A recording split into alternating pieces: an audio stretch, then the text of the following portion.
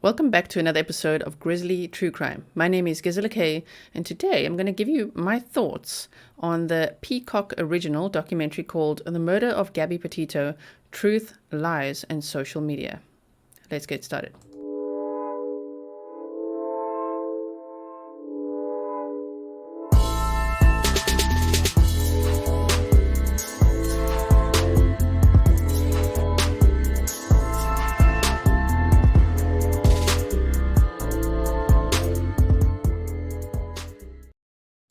Thank you so much for tuning in today. If you are a Grizzly already, then welcome back. It's so nice to see you again. And if you are new here, then I hope that you will, at some point during this video, consider subscribing and becoming one of us, the Grizzlies. It's a fantastic community. So today, I wanted to share my thoughts with you on the Peacock documentary, the Peacock special, that I have watched. Thank you so much to all the Grizzlies who hooked me up with that, because of course I'm in the Netherlands. It's an American program. It's not the easiest to get your hands on. But thank you so much. I have seen it now 3 times. I admit, I watched it 3 times because, I want every single detail. So I have some thoughts to share with you. But before I do that, let me share with you my disclaimer. It's important for a true crime channel, is it not? So my disclaimer is that all Grizzly true crime content is for adults only and may contain themes that some individuals find triggering, offensive, or disturbing. The intent is not to disrespect viewers or any individuals spoken about herein. Viewer discretion is advised. Yes, okay. I also wanted to just address one thing, just one little thing. You know the video that I made speculating, remember I had my spectacles on for speculating, that maybe the $20,000 that the Laundries were applying for could have speculatively been reward money. Because if you type in Brian Laundrie $20,000, that's what comes up, all the reward stuff, right? So, well, especially now. But I wanted to say that, of course, I do not believe that reward money would be put into a dead person's account and then the parents would have to get the money out of that account. Duh. But at the time that I made my video, the only information we had was what they had here on the court documents, which is this. This is what was out. There's some more stuff that's been added. And all we had was Stephen Bertolino piping up and saying, oh yeah, it's like $20,000 from his Bank of America accounts. So it's based on what Bertolino said. Now, I don't know about you, but are you going to believe everything that Bertolino says? We didn't know that it was $20,000, and we didn't know that it was based on Brian Laundrie's bank accounts. Now I see that's what's reported widely in all these articles, but is it based on what Bertolino said, or is it now fact that it's Brian Laundrie's bank accounts? And that will still bring up questions as everything in this case, right? Where did he get $20,000? Yes, I've heard of the granny that left him an inheritance, and sure, it could be that. It could be that. You know that he would have turned 24 on the 18th of November. So I believe he wasn't supposed to touch that inheritance until he was 25. So maybe it really just was inheritance money. But what's the point of speculating is to speculate, especially when you only have limited information. And at the time that I made the video, there was limited information. There were these documents that you can see here on my side, the death certificate, the petition for the summary administration, $1,000 or more. We had very limited information, as we do throughout this whole case. And then, as I say, Bertolino, who's not even the lawyer in this case, piped up and said, oh, no, it's like $20,000 from his bank account. Okay, then. So we still don't actually know how much it is, because that is what's being reported now. But isn't the reason that you watch YouTube and internet sleuths because you don't quite trust the media or the laundry lawyer? Isn't that why we as YouTubers are here, to talk about stuff and find the truth and dig things out? That's what I thought. So anyway, but thank you so much for all your comments saying they wouldn't put $20,000 in a dead person's account. I know, I'm aware of that. So, snarky, oh my word, am I being snarky? Maybe a little bit. I need some snarky spectacles as well, don't I? So, I just wanted to show you quickly this little update here. They've got the petition for summary administrations, $1,000 or more, the death certificate, the notice of designation of email, payment of $345, Court event set event. Motions date January 18th, 2022, 10:30 a.m. Judge Carroll, like Hunter W. Carroll, location JACS. Then that was cancelled, and then the court event was set again. Then there was a notice of hearing. Then a court event was set again. Motions date January 5th. Same judge. Wait, Charles E. Williams, different judge. There was Hunter W. Carroll, then Charles E. Williams. Now it's again Charles E. Williams, location JACS. Then that was cancelled. Then on the 13th of December, a notice of hearing, a notice of cancellation, notice creditors. That's on the 13th of December as well. Notice creditors. So there would be two. Apparently, this money is going to be split between Roberta and Chris. So each one would get, if it's $20,000, $10,000. Notice creditors, notice creditors. Receipt, review, and action taken regarding correspondence, and then correspondence judge. The last thing there is on the 15th of December. So this is what we have. As you can see, the little orange folders mean protected, which means we cannot see what's in the folders, which means all we're left with is what Bertolino says. And you're telling me that I got to base my information on that? No. So we have that. And now we have a whole bunch of articles saying a lot of things. For example, I'm going to move on to the documentary in a moment. Hold on one second, please. For example, yes, we know what the lawyer said. This article says court documents show the petition by Chris and Roberta Laundrie was filed December 8th. That we can see. Laundrie, the fiancé of Gabby Petito and the only person of interest in her death, died of a self-inflicted gunshot wound, according to the Sarasota County Medical Examiner. We know all this. They rehash things, right? And what else? That's all they say. Then they say at the bottom, the Laundries are asking for control of the $20,000 in Brian's Bank of America account. His creditors were also notified of his death. Okay, interesting. Now, the question will still remain, is he that kind of dude that would have $20,000, even if it is inheritance, in his account, but after Gabby dies, he would just use her card? Is he that kind of dude? Damn. Like, damn, just when you think it can't get worse. It could. It actually could. And that's how this whole case has been, has it not? So here's another article saying Sarasota County, Florida, the parents of Brian Laundrie, Christopher and Roberta have filed a... Listen, we don't want to watch other things now. Don't distract us. Have filed a request in Sarasota court to access their son's estate. Brian was confirmed dead at the end of November after law enforcement officers searched for him for weeks throughout Sarasota County. Brian was the subject of a national manhunt following the death of his fiancée, Gabby Petito, and we know all of this as well. We know the stuff. Okay, so that's that. And I think this is one more here. Brian Laundrie's parents filed petition in Florida to access his estate. Chris and Roberta Laundrie filed a petition in Sarasota County, Florida on Wednesday to gain access to the estate of their son, Brian Laundrie, who died by unaliving himself in a nature reserve about 5 miles from their Northport home. And then we know that he was a person of interest and all that stuff. And Nyama Ramani, a former prosecutor who is not associated with the case, explained that a petition for summary administration is necessary when assets are less than $75,000. So we know that it was more than $1,000 and less than $75,000. And then Bertolino came out and said, it's around $20,000 and it's in his bank account. The estate will consist of Brian's assets and liabilities. Romani told Fox News Digital any civil wrongful death lawsuit by Gabby's parents would be filed against Brian's estate. Maybe they're preparing for that. Maybe they are preparing for a wrongful death lawsuit and they need to get that money so that they can at least add to the bucket load that they'll probably have to pay. What do you think? Let me know your thoughts in the comments below. Comments are always welcome. I just don't want you guys to think I'm a complete freaking idiot where I'm like, oh my word, they paid $20,000 into a dead person's account and can you believe it? Like, that's not what I was doing. And not at the time. Just remember when I made the video. Oh my goodness. Anyway, Chris and Roberta Laundrie turned over all their firearms to the FBI when they reported their son missing in mid-September, but one was missing, a source familiar with the investigation said. Now we know. We want to know, what gun was it? Where is the gun? Was the gun found with his remains? What's in the notebook? Who actually murdered Gabby Petito? We think it's Brian, but who actually? Could you maybe say it? And all sorts of stuff. So that's my next thing that I need to address in my little snark time before I review the documentary. Snarky snark time.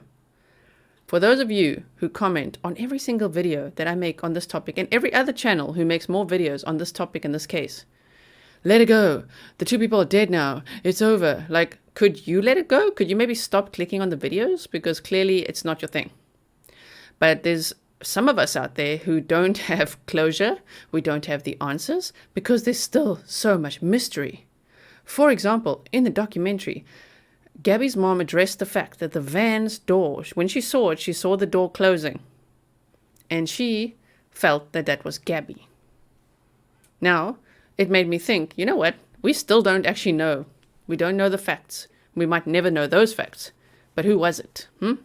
What was going on there?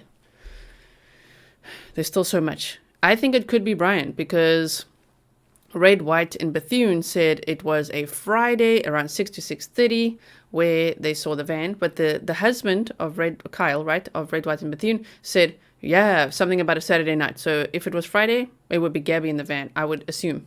But if it was Saturday, it's probably Brian in the van. And it's probably the day after he murdered Gabby. That's a scary thought. So there is still so much to think about, to discuss, to speculate on, and all that. So it's not about milking the case. It's talking about a case that isn't yet finished. You know? And you get that on YouTube. Look at some other true crime channels. They talk about one case for 3 to 4 years or more. One case. Amazing stamina, that. My goodness. So I don't know if you're done with this case, then just don't click on videos that I make about it. You have that option. You don't have to watch it. And if you are interested, here and there, I'm still going to cover this because I'm a deep diver. I told you, I'm not in the paddling pool. I deep dive. So if there's still stuff to deep dive and think about and look at in hindsight, it's what I do. Remember the books I wrote? Hindsight. Hindsight is the best side. It's not about quarterbacking. It's about just looking back and going, wait, what was that? Remember that? And what was that? Anyway, moving right along. So now I'm going to put this off for a second. I want to show you one more thing. This photo was taken by one of the Grizzlies. I'm not going to say your name because I don't have permission to yet. But thank you so much for sending this. This Grizzly went out to the Gabby Petito site, not the exact memorial site that Joe Schmidt put there for Gabby, but close to, and the area of the van. And this Grizzly sent me wonderful pictures, a whole lot of pictures. I just wanted to show you this one because it's very special. She put all these things there. I just think it looks so beautiful, and it looks so beautiful in the snow, don't you think? I think I could show you maybe one or so more pictures. Hold on. Look at this.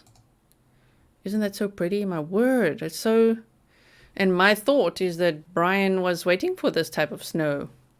He was probably hoping that Gabby's body would never be found, or dragged away by animals, or that it would snow over. The snow would make it more difficult. So yes, because for someone to return home with Gabby's van on September 1st, buy a new phone with his mom on September 4th. Remember the typo of the 14th? It was the 4th. Buy a new phone, go camping on the 6th and 7th. Interesting.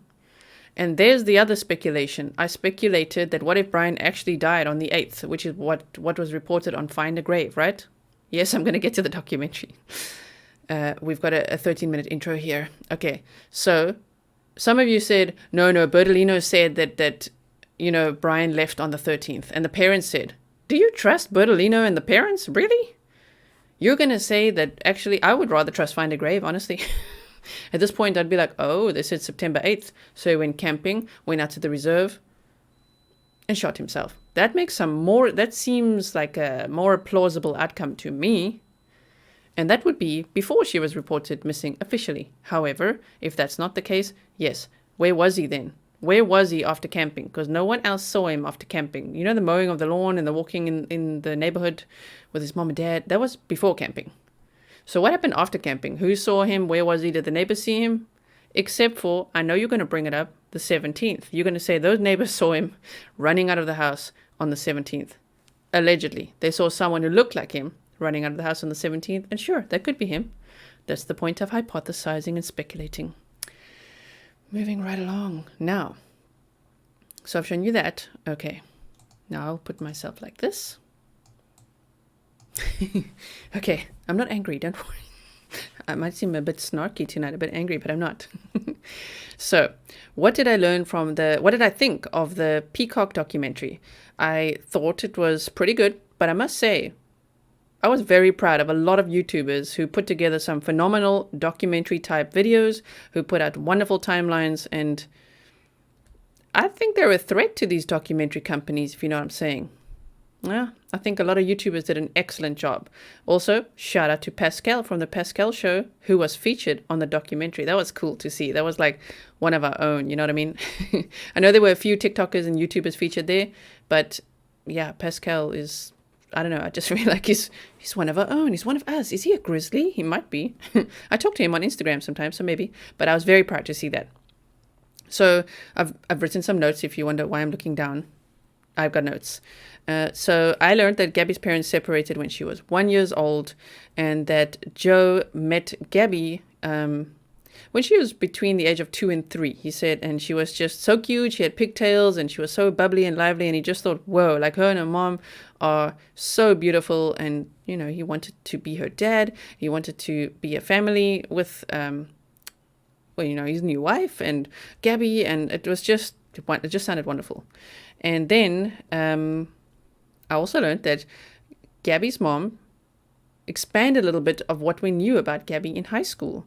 So she told us that she ran track, and she said a whole bunch of activities that she did at school, but mainly what I wrote down was Gabby always wanted to try new things, which I think we could see in the short time that we knew her. We could see that she liked to try new things, you know, to go out there on an adventure, the van life. I mean, yeah, that's pretty accurate. That was how Gabby was. She wanted to try new things. She wasn't afraid of challenges, because she was driven and determined to set up the Nomadic Static website, to set up the YouTube channel, to edit that video, to get it out there, while Brian didn't believe in her. Then she also said, this is now Gabby's mom said, Gabby and Brian met in high school. And then Joe said they had the same group of friends in school, they had common interests, and they were both very autistic. So that confirms that, yes, they were both autistic.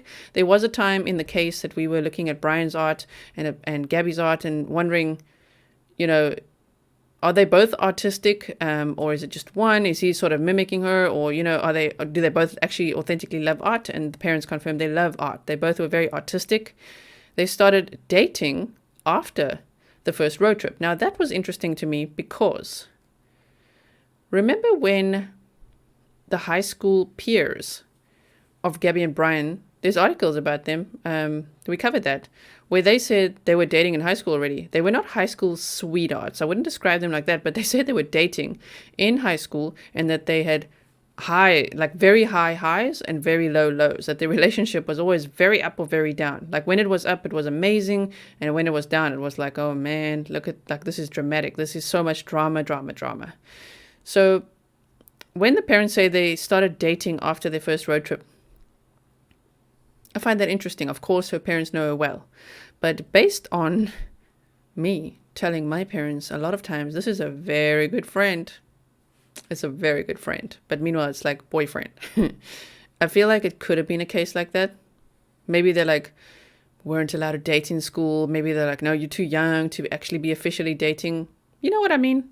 But maybe they were having ups and downs and dating in school. But anyway, the parents say they started dating after their first road trip. So remember, they actually took a road trip first and stayed in Airbnbs, and they went to California. And some of the footage that we see in the Nomadic Static video is actually based on their first road trip. It's not even from this trip. So they started dating after their first road trip. Basically, Brian was in the friend zone, and then after the trip, they started dating. So I found that interesting. They said there were no red flags that they could see in the relationship. They would be Gabby's mom and stepdad. Now, Gabby's dad and stepmom have a slightly different stance on it. When they asked, what did you think of them getting engaged and they wanted to get married, they said, we're not going to talk about that. We're not going to answer that. So, yeah, I think Gabby's dad is rightfully very angry, of course, with Brian and the family, with the Laundries in general. And he doesn't want to talk about the fact he can't even visualize that even if Gabby was found safe and well, that he doesn't even want to think of the thought of them getting married. It seems he's definitely not a fan of Brian, and obviously not now. So Gabby's mom then said, Brian said he was moving to Florida. So they started dating after the first road trip, and then Brian said he was moving to Florida, and Gabby said she was also going to move there. Now, what I got from that is, of course, what we already know about Brian, that he was controlling and jealous and pretty much called the shots in a way. You know, he's like, I'm moving to Florida, which I would just describe as his parents are moving to Florida, so therefore he's moving to Florida. He's a mama's boy. He's a mama's boy, right? And so, I don't know. I found that interesting. Just that he's like, I'm going to Florida. And so Gabby was like, okay, I'm coming with you. But that also shows me that that they were probably in love. She was probably in love with him, you know? That might sound obvious to some of you, but it's not that obvious in some of these relationships. But the fact that she would uproot her whole life and not just be like, yeah, okay, dude, see you later. No, she was like, I'm coming too. So her parents were like, cool. And they said she wasn't afraid of anything, and she wasn't afraid of moving there at all to a new state. And the documentary said that the Laundries accepted her as their own daughter and treated her really well. And she really bonded with Cassie's children and wrote all those postcards and stuff. So it all seemed happy. And then in July 2020, they say after 15 months of dating, Brian proposed, which means they started dating in April of 2019. So Gabby's mom also said Gabby liked everything neat and clean, and they said everything had its place. But the mom did say not to the point of OCD. So, you know, they're basing that on Gabby's state on the Moab body cam footage and just saying, I have really bad OCD. I'm guessing she is very organized and a neat freak, but not diagnosed with obsessive compulsive disorder. Sometimes, I mean, I've been a bit of a mental health advocate previously on Instagram. I used to talk a lot about a lot of things because I am very passionate about, I could start a whole channel just for mental health stuff, but I'm doing this. But the point is, OCD is not just cleaning. It's like one of my pet peeves. You know, when people say like, oh my word, like I'm so OCD because I clean so much. It's not really just about like compulsive cleaning. There's so much more to it. It's actually a devastating disorder to have, OCD, and it can really consume you. Now, I'm not saying that Gabby didn't have it, but I think what's being said here is that the parents are confirming she was never diagnosed with OCD, and she was very neat and organized, and she wanted everything in its place. But the mom said the words, not to the point of OCD. Okay, so another thing I found interesting was that in this documentary, Gabby's dad said he last spoke to her on August 24th. And he said it nice and slowly. I played it back, as I said, 3 times. I watched this already. August 24th. He said she was in Utah working on a website and she was having trouble with the email. Now, why that piques my interest is just because initially what was reported, and it's on all the timelines that you research now, maybe it's been updated a little bit, but what I researched even today, the timeline, said that he last spoke to her FaceTime on August 21st, which would be the period in which she was in the hotel at Salt Lake City. And that's when he ordered her food and he helped her with her website. So maybe he was helping her on the 21st and the 24th. I'm just saying the fact that he says he last spoke to her on August 24th means it's after she checked out of the hotel.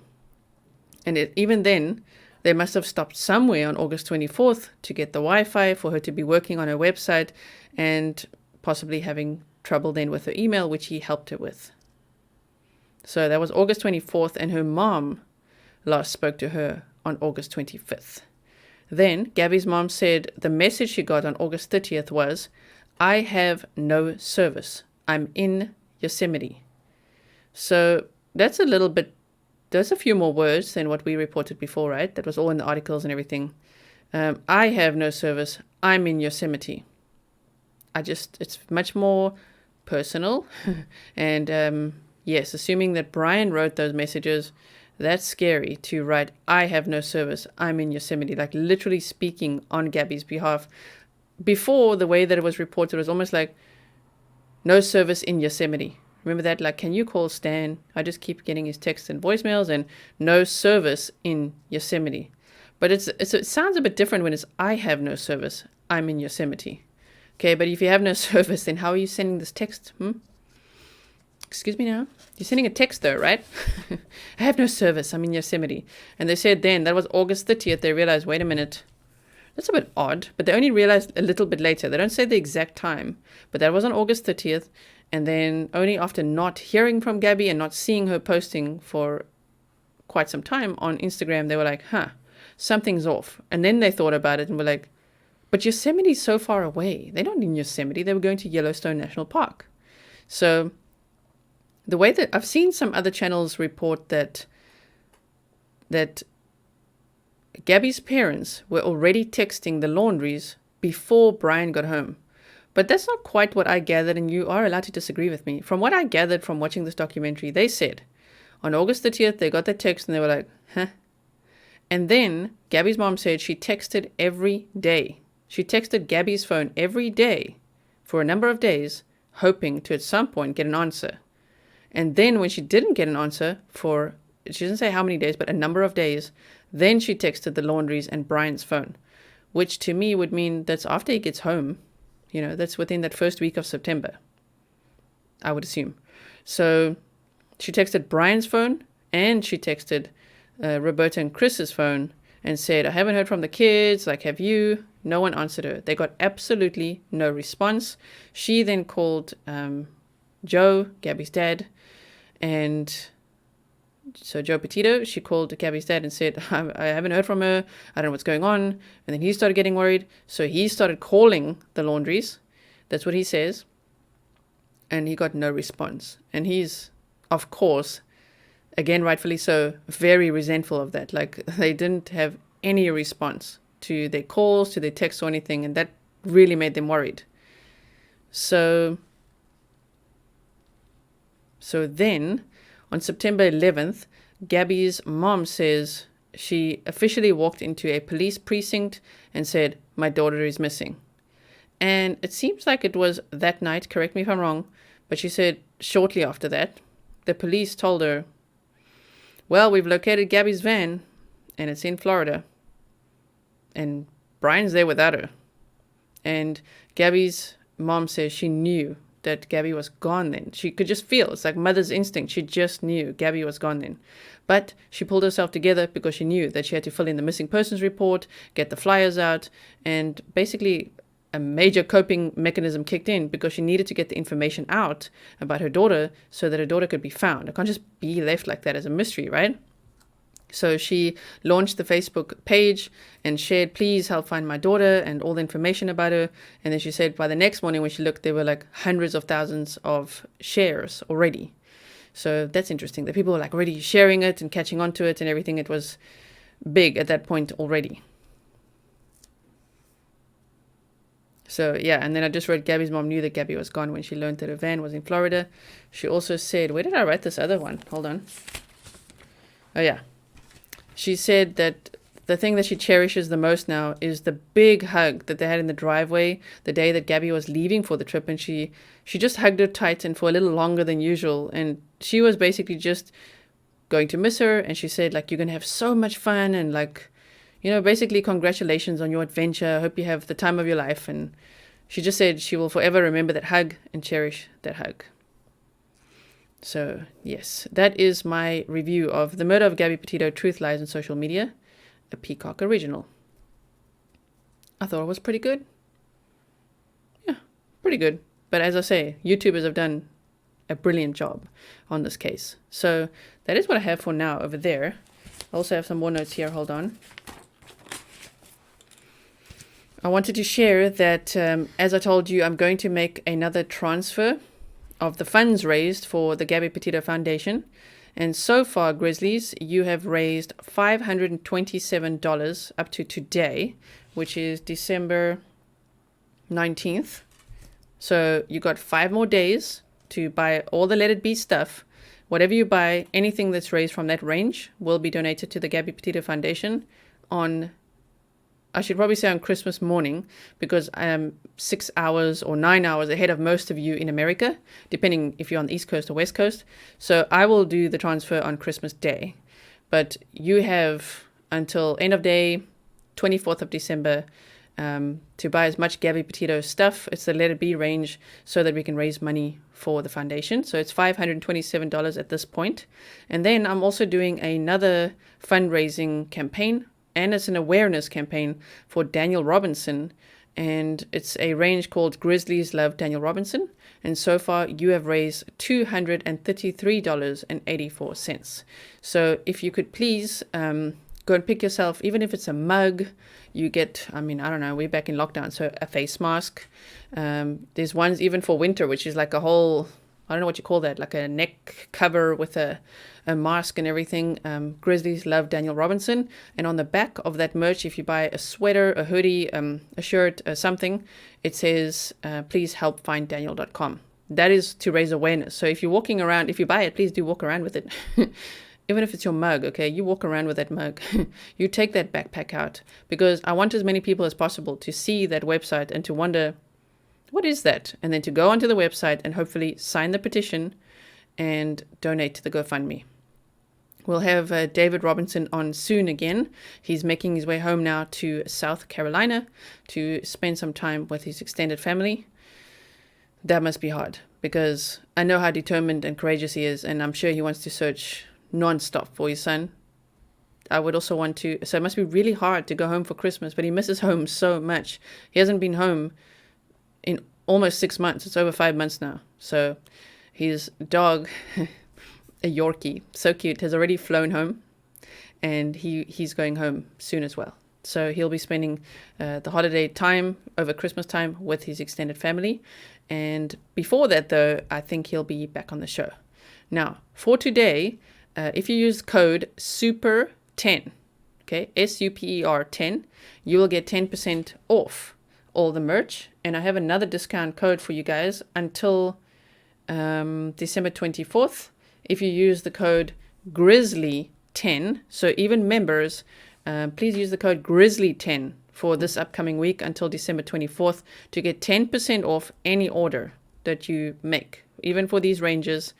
I know we won't raise as much then, but I'd rather have you buy it. I'd rather have lots of people buy it so that we can raise as much as possible for the Gabby Petito Foundation, which helps a lot of other missing people, and the Daniel Robinson case. And Gabby Petito's dad has actually been sharing Daniel Robinson's case as well, which I love that he's doing that. That is awesome. Okay, so remember the code for today, or from today, you could actually just use the code Grizzly10. Use code Grizzly10 at checkout to get 10% off your item. Okay, so did I share everything that I wanted to share with you? Let's close this because I shared that. Just want to check. I just want to also say thank you so much to all my members. Thank you for both tiers. I've got 2 tiers of membership. Thank you to all of you who are supporting the channel by becoming members. You get to use all those cool emojis. I do members only polls sometimes. You get to chat in the live stream with your name highlighted and things like that. And of course, if you are a Superstar Grizzly, I'm making Vlogmas videos every single day. I started that on the last day of November, and I've made a vlog style video every single day, which is very strange for a true crime channel, but that's what's happening behind the scenes. Walking around Utrecht, around the canals, Schiphol Airport, the forest, wherever. I take you guys along. Now we've gone into quite the lockdown, so I don't think I'm going too far now, but it's okay. We're almost there around Christmas time. So yes, I think I've shown you everything now. I just want to, oh yeah, there was one more thing here.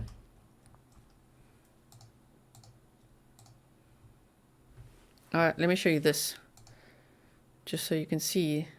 This is August 21st. I just want to show you an example of the timeline. So this is the timeline that we know when it says August 21st, Petito's last FaceTime with her father. And then on August 25th, Petito's last phone conversation with her mother. But there's one more date, August 24th, that her dad says he spoke to her last on August 24th because she was struggling with her website, particularly with the email. And then I wanted to show you this one because we spoke about this in the last episode. Joe Petito said, I know why you came here. Gabby Petito has a beautiful view from now on. Love and miss you. I didn't take that as literally as I should have. That's literally where they scattered her ashes. Yes. So Gabby Petito's family visits lake where she once stopped after picking up her remains. So it alluded to it, but I didn't know that they actually scattered her ashes there. So yes, they did. This is the picture. Can I make it bigger? How do I make this picture bigger? Ooh, there we go. That's nice. It's beautiful, right? So that is Gabby Petito's final resting place. Yes. And here, Gabby Petito's mom and stepdad speak out about Brian Laundrie. And basically here they just said on 60 Minutes Australia, if you want me to review that one as well, sure. Literally, no problem. There's still so much I could say about this case. They said he was very polite and quiet. That's what I wanted to show. He was a quiet guy, wasn't he? They do make that, I'm not meaning to say this in any strange way, but they do often say, be careful of the quiet ones. You know that saying, be careful of the quiet ones. Well, yeah. Oh, my word. And he was one of the quiet ones. That's so scary, actually, if you think about it. They said she said she never had a problem letting her younger children look up to and spend time with Laundrie. He'd draw them pictures and stuff, she said. He would read books to my little one at night before bed. So he just seemed like a nice guy. They got to know him and they liked him, Jim Schmidt added. Nicole Schmidt thought about the kind of relationship she wanted her daughter to be in, but a fear that Laundrie would do anything other than take care of Gabby never crossed her mind. I worried, she said. I told her to be careful, to be safe, to be aware of your surroundings. Don't trust anybody. But I felt safe because she was with Brian and I felt she would be okay. I think that's also why this case captivates us so much, because that's what's so scary. It's a person who you trust, who you love, who you actually... You're out in the wilderness, like so much. There's so much danger around. So much can go wrong. But what goes wrong is your own boyfriend? Wow, that is scary, don't you think? That's... Whoa. Worst case scenario. Her parents are now back in Long Island after bringing Gabby's ashes home from Wyoming. But there was some scattered there, Jenny Lake, huh? See, that's what they say. That's why I didn't think the ashes were scattered there. And they are demanding justice. I just want to get him in a cell for the rest of his life, Nicole Schmidt said. Of course, this was before his remains were found. So, yes, unfortunately. So, how do you like my brows, by the way? Damn. Trying out... These are my, I don't know what to call them, my speculative brows. I'm trying out some new brow gel, but I think I went a little bit intense on them. I've got some serious brows going on here. Also, let me address the giggle, actually, while I'm laughing now.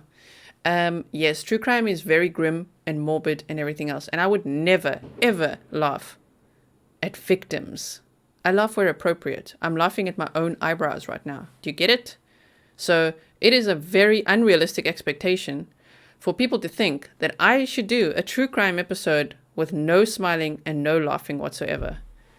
Like, what is that? Because I'm getting a lot of, I would call them trolls at this point, a lot of trolling lately addressing my laughing.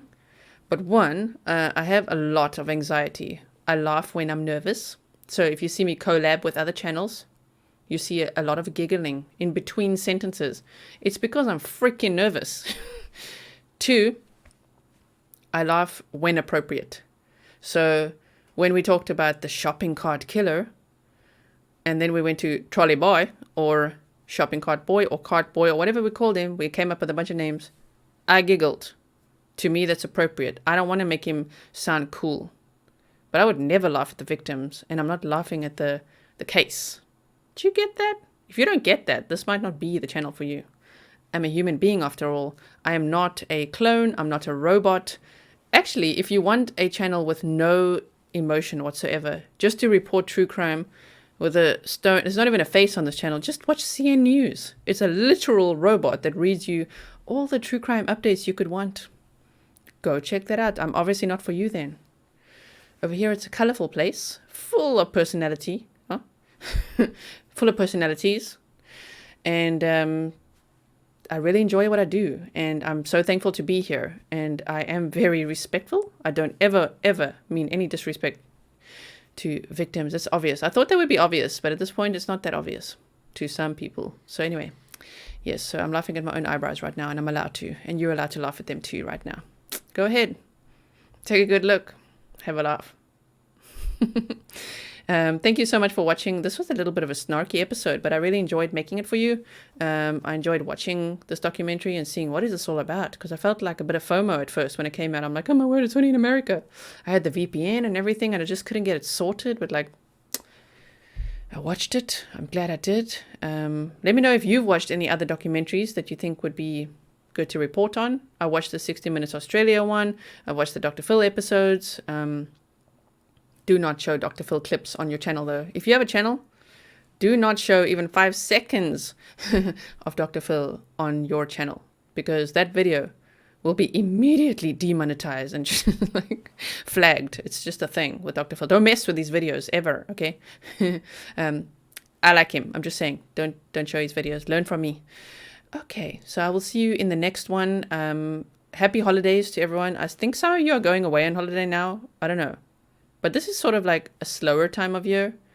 And I'm using it to, yes, spend time with Mr. Grizzly and Fury and Hannah.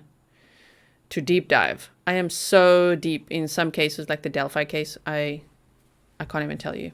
I'm so deep in it. I'm like ready to crack the case. But never mind. I'm just in it, doing my thing. So if you ever see that I'm quiet or whatever, obviously the nature of covering the Gabby Petito case is like, that was like 8 videos on. Some days I made 8 videos because it was just like news after news after news after news after news. That was hectic. It was actually honestly hectic. 1, that's not sustainable. And 2, I want to deep dive stuff now. Now things change a little bit, right? There's nothing like that now. That was almost a once in a lifetime type of case and a thing. It was like, what on earth, what? I'm sure there'll be more cases to cover, which is a very sad thought going forward. But going forward, expect me to deep dive and provide quality content. It's always going to be quality. I feel like I hope it's always been. It's just, it's not like news. Let's think out loud. Let's get the spectacles out when we need to speculate. And, but I will be here often. Okay. Thank you so much for watching. If you enjoyed this video, please do hit the thumbs up on your way out. Take care of that. It means a lot to me. I really appreciate every single thumbs up, every single comment, every single share. I never say that, but please share the video. And what else can I say? And yeah, if you want to see Vlogmas, random vlogs with Gisela K, walking around, talking in the woods, then click the join button, become a member. That would be great. Okay, I'll see you very soon. Thank you for watching, and be mindful of all those red flags.